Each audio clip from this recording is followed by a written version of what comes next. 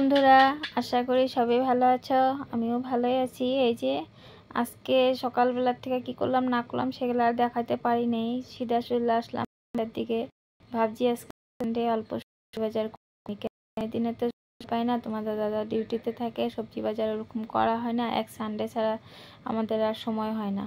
তারপরে ভাবলাম একটু রোববারে মানে ওর সাথে যাই, একটু দোকানে সবজি বাজার একটু করে নিলাম।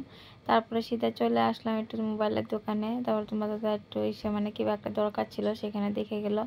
তারপরে মাছ বাজার থেকে মাছ নেওয়া গেলো আর মাংস নেওয়া গেলো, নিয়ে সিধা চলে আসলাম ঘরে।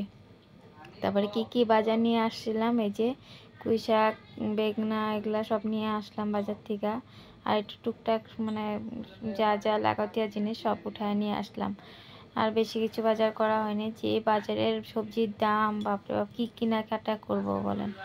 তারপরে লাস্টে যে ওই যে এখন মানে চিংড়ি মাছ কয়েকটা নিয়ে আসা হয়েছিল আর ব্রয়লার মাংস অল্প, যেহেতু আমি আবার ব্রয়লার মাংসটা খাই না, মানে প্রবলেম আছে অল্প, তার জন্য আমার জন্য আবার চিংড়ি মাছ অল্প নিয়ে আসলো। আর হলো একটু ব্রয়লার মাংস নিয়ে, আবার ছেলে আবার মাংস ভালো পায়, তার জন্য এই যে মাংস আর একটু ইসে নিয়ে আসা হয়েছে।